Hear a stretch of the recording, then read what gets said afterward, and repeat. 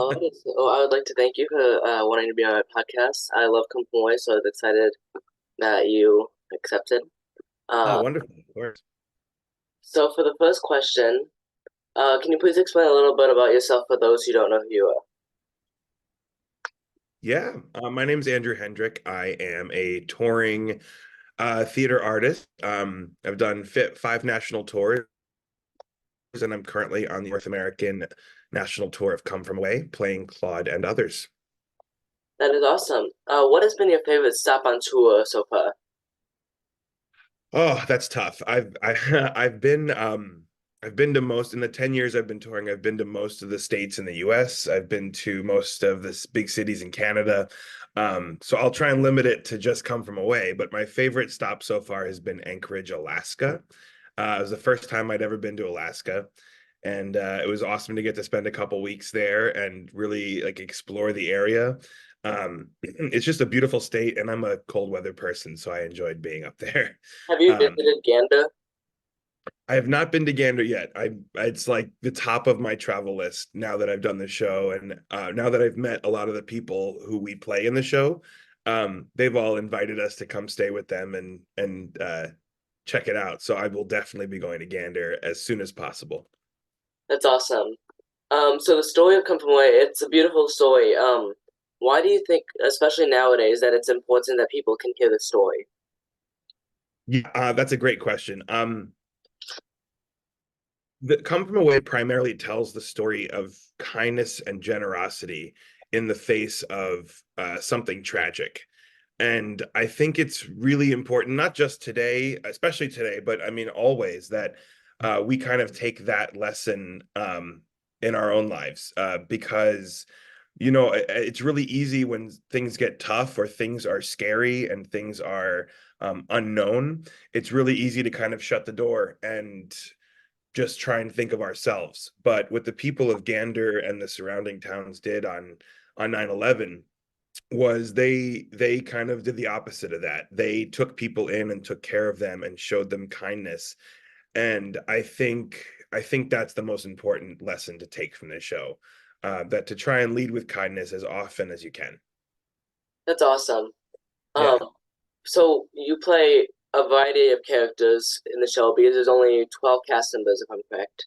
that's correct. Yeah. There's 18 total. There's 12 casts that you see on stage every night, and then there are 6 standbys who know multiple roles in the show and can go on at a moment's notice. So it is a cast of 18, but you only see 12 on a given performance. And the band on stage is on stage the whole time, so they're kind of part of the show with you. Absolutely. Not only are they on stage, but they actually have blocking and choreography. They get their seats and they come dance with us and play with us on the center. So it's really fun. Yeah, that's awesome. Uh, so what is your favorite, some of your favorite lines in the show and why? It can be in a song, it can be in a scene, anything. Sure. Um, there's 2 that come to mind. One that we've already discussed. It's one of my lines, and it's one of the last lines in the show. At the end of the show, Claude summarizes the kind of everything by saying, um, on the northeast tip of North America, on an island called Newfoundland, there's an airport. Next to it is a town called Gander. Tonight we honor what was lost, but we also commemorate what we found, which I think is a really beautiful line. And then one of my other favorite lines, which is the character of Bob says, is I'm trying to remember the exact line, the exact quote of it. But he, toward the end of the show, he says, my dad asked me, "Were you okay?" And I said, "How do I tell him I wasn't just okay? I was so much better." Which I think is awesome because these people, their family just were worried about them, that they were stranded somewhere, and these people were having like an incredible time, like making friends and things like that. Um, there's one other. It's not actually a quote in the show, but it's a quote that my character, Claude Elliott, who's the mayor of Gander, it's a quote that I've seen him say in like TV interviews, where he says, on September 11th we had 7,000 strangers. On September 13th, we had 7,000 friends. And by September 16th, we had 7,000 family members, which I think is just a really beautiful way to kind of encapsulate the show that, these people were strangers and now they're family, which is just great. And that's beautiful. So Yeah. you also play Bob, correct? I don't play Bob. But you don't? No, I play the mayor of Gander, but then I also play the mayor of Appleton. His name is Derm. And Derm and Bob have a fun relationship.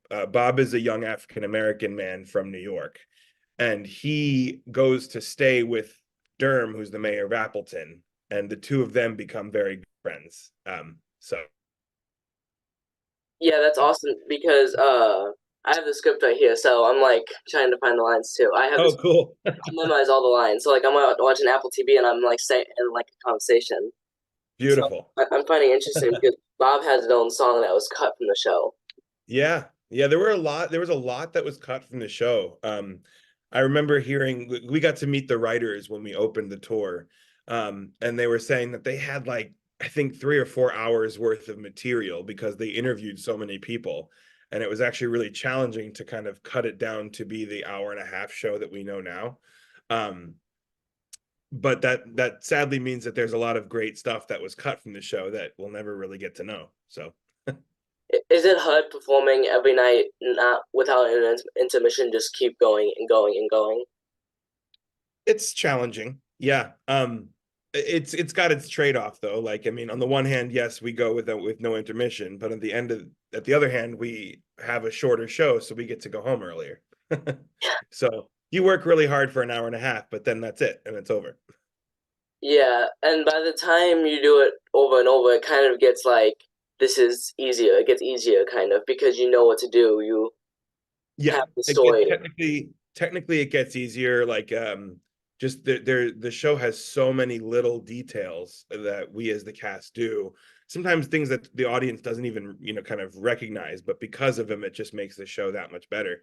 But after we're almost 100 performances into the tour, and it's just now starting to feel a little bit easier. So definitely a very challenging show. Yeah, it seems like a challenging show. So you've been in a bunch of shows and you've produced a couple, I'm aware. Mhm. What has been your favorite show you've been in and produced? It's hard to pick a favorite. I could say for different reasons, different shows. In terms of producing, Be More Chill is the first show that I co-produced that was on Broadway. So I'm Um, very proud of that one. I'm very proud to have been a part of it. I think it was a show that a lot of folks, I think in your generation, really connected to. So that was really, really awesome to be a part of. In terms of favorite show, it's hard to not say Come From Away. It's just such a brilliant piece of theater. It's a piece of art. I mean, the way it tells such a intricate, complicated story in a short period of time is just incredible. Um, but then, I Jekyll and Hyde was my first ever tour, and everybody who was on it was also their first tour. So we all have a really cool bonded experience from that. Um, uh, Bullets Over Broadway was the first national tour that I did, I've never heard and of that one. you've never heard of that one? No, I'm gonna have to look It's that a up. really fun show to check out. Yeah, it was done so back in the mid like the 2014 time period. It was Susan Stroman and it was Woody Allen, and it was just a really fun piece of like theater set against like New York City with gangsters, and it was really fun. But I have some of my closest friends to this day from that tour, so that holds a special place for me. Kinky Boots was another show that I did, that just the watching it resonate with audiences and kind of teach audiences the lesson of Kinky Boots was really exciting to be a part of, especially when we took that show to China, because uh, the content of that show wasn't something that was really allowed in China by the government until our tour was brought over. So we got to watch firsthand the impact the show had on a lot of people in China. A lot of our audiences came to us and said, "We've never seen something like this." It gave us the freedom to live as ourselves, and that was a really awesome thing to be a part of. And then my fifth tour that I did was Fiddler on the Roof, and that's just such a classic that to be a part of that, to get to put my stamp on it, like an iconic role, was something that I was very honored to be a part of. So sorry, that's a really long answer to No, what's that's your fine. favorite. I like when my interviewees give like good answers. Yeah. It's hard to pick one because each one has a special place in my heart for a different reason. But I just really have appreciated the chance to get to do such a different array of shows. Yeah, as you said, Being More Chill does resonate with us teenagers, but I feel like Being More Chill, like it's interesting because he's a normal kid, and it's crazy how one decision can change your whole life. It's like, It's true. and Yeah. all these decisions are leading up to him and Michael. It's like kind of Yeah. like, oh, I've like uh I'm like him. I'm like him. I'm like her. Like it's cool seeing like parts of me on stage in different characters. So Yeah. That's one of the things that's really awesome about being an actor too, is to kind of create something that an audience member can connect to, and if it can impact their lives for the better in just a little tiny bit of a way, that's like that makes it all worth it. yeah, that's awesome. If you could tell your younger self anything, any advice, anything, what would it be? I would say keep going. I've always been someone who knew exactly what I wanted to do. I've always wanted to be a performer and to like work in the theater industry. Um, and there were times where maybe I had doubts that it was like an actual viable career that I could make a living.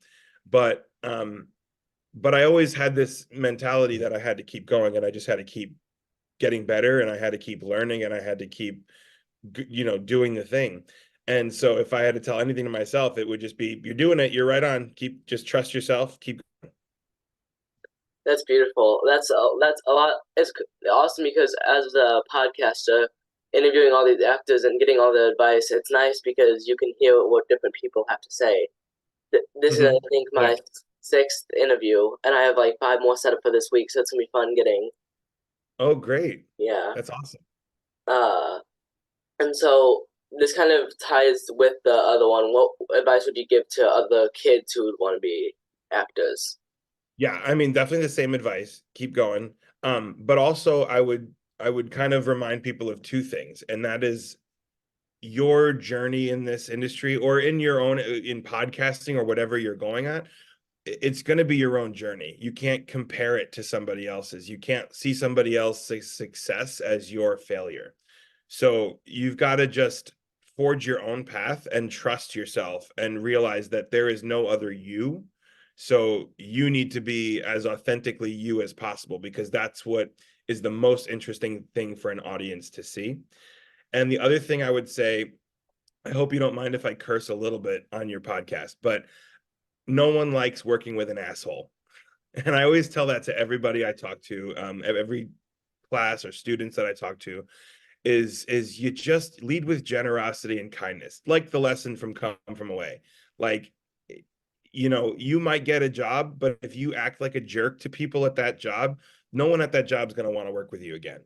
Uh, it creates a much better environment if everybody is just generous with their time and generous with their self as much as they can be, and to just be kind to everybody. That's like the easiest thing one can do to have success in any given field, I think. That's awesome. So as Come From Away is based on a true story, have you met Claude in like the real Claude? I have not met Claude in person. I've actually talked with him online, and it's fun because he'll like comment on posts that I make on Facebook and stuff, and that's really kind of cool to be connected with him in that way. But I did meet Derm, the other mayor that we spoke about earlier. He came to our show in Halifax, Nova Scotia when we were up in Canada. And he was very generous, and we got to meet him after the show, and he was just as wonderful and kind as you might expect. Um, in the show, I'm not sure if you've seen it, but you've watched the Apple TV. I've But seen he's it the over, character, yeah, yeah, he's the one that wears that like bucket hat. the yellow Um, bucket hat.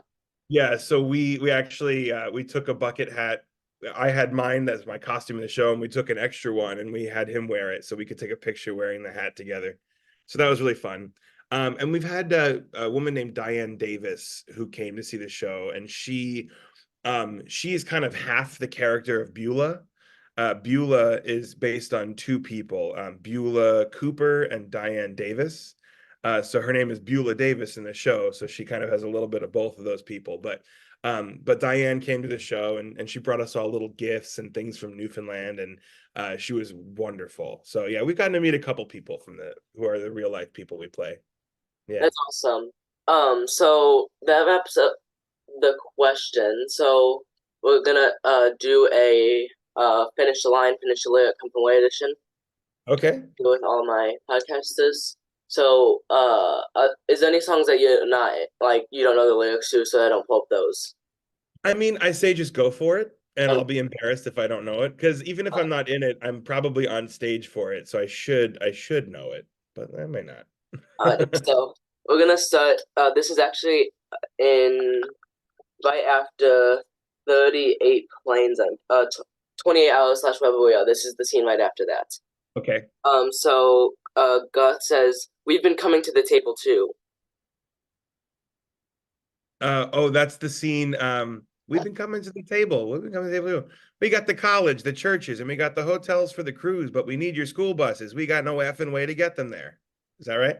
Yes, that is correct. All Uh, right. do you know how? Like, this is just another question. Do you know how much of this was just added on? Like, were the school buses really on strike? Were Everything is 100% true.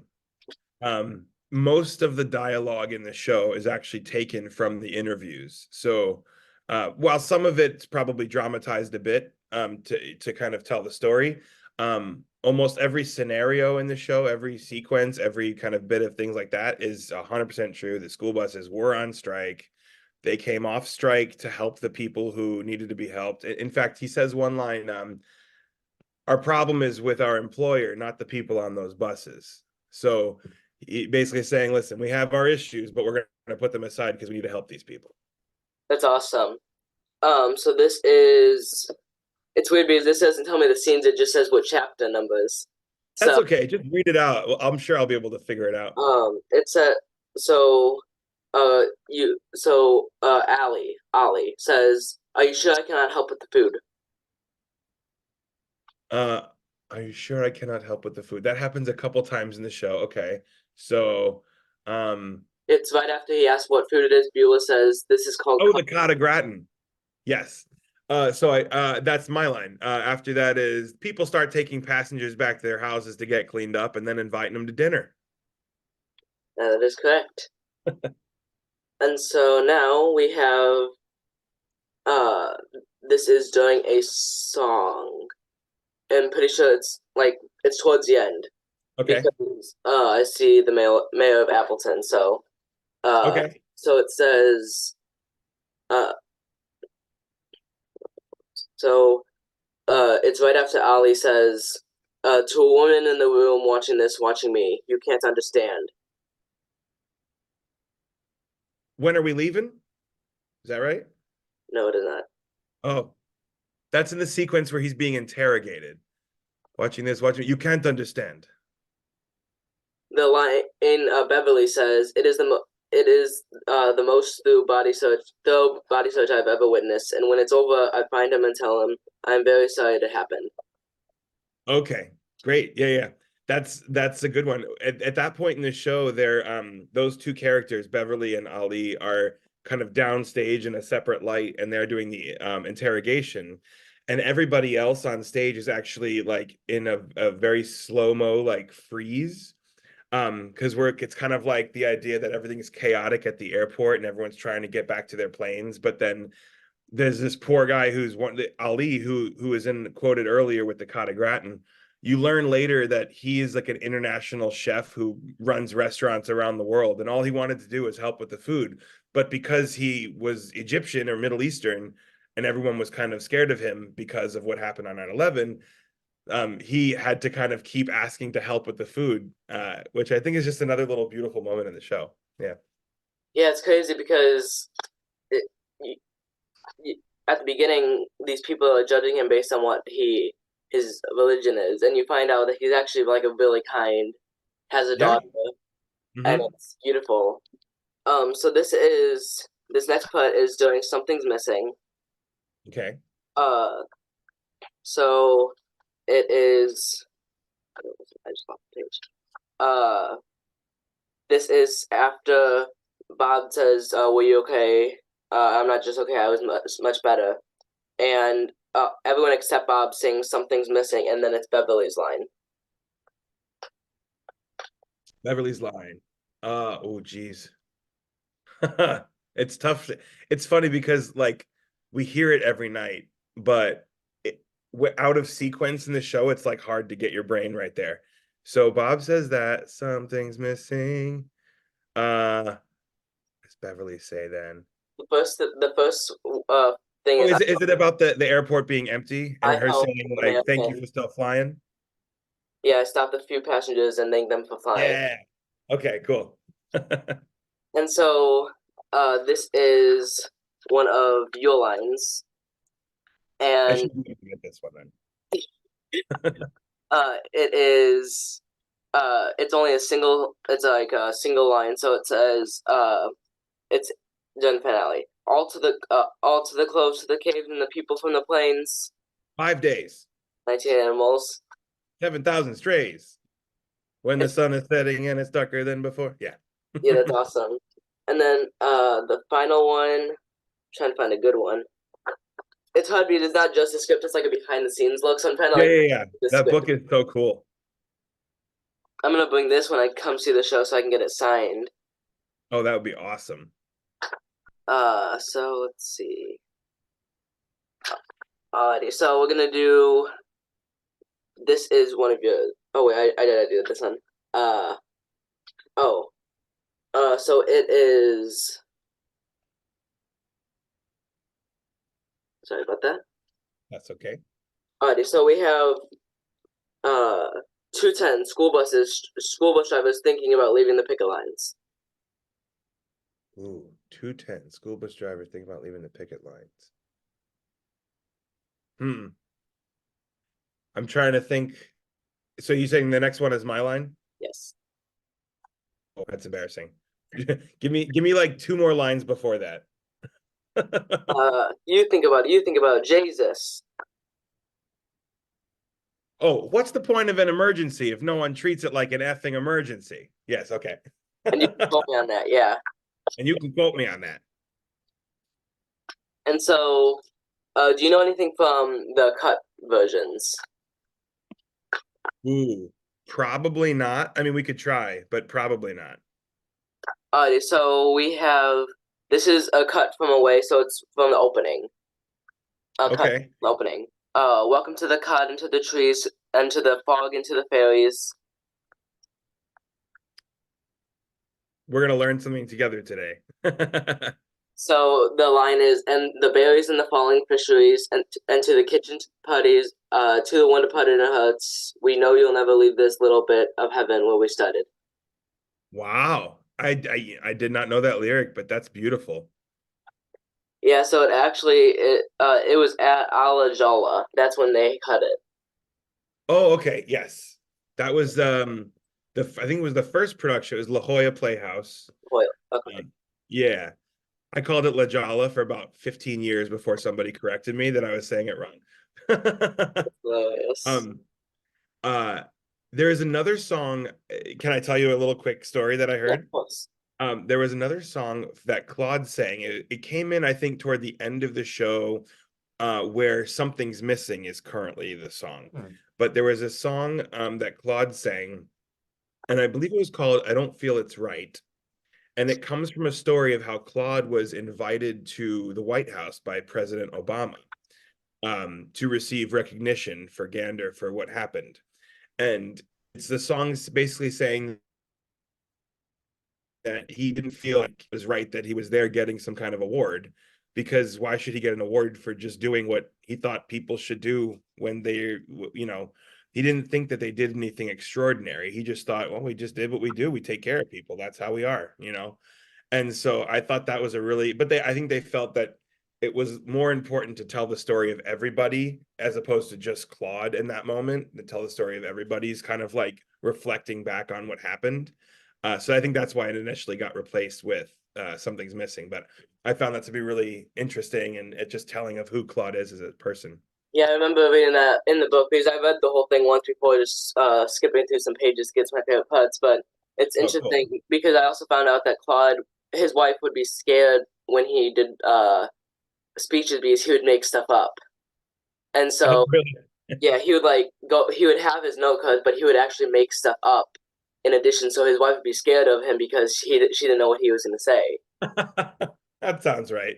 Yeah. So this one is from. So Oz says it. This is during Heave Away. Okay. So Bob starts by, "I'm not worried about my wallet. I'm not worried about getting shot. I'm a little worried about how much Irish whiskey I'm drinking." By 8 o'clock, the bar is filled with people from around the world. Something, something, something. And no, no one brought their swim trunks. Something Yep. like that, right? Yeah. Yeah. We're all frantically running around changing the set behind Oz as he says that speech. So I've never actually really been able to pay attention to exactly what he says, but I know that it's my cue to run on stage. So And then I'm gonna pull up. I have the lyrics posted here. I'm gonna do one song. So I'm gonna have you pick one, two, three, or four. three, lucky number three. Alrighty. So this is during 28 hours slash wherever we are. Okay. So first of all, what are the three movies that they play on the airplane? Titanic, Dr. Dolittle 2. We ran through every movie we had. Oh, what's the third one? We ran through every movie we had. Dr. Dolittle 2 and Titanic. What's the first one? Oh God.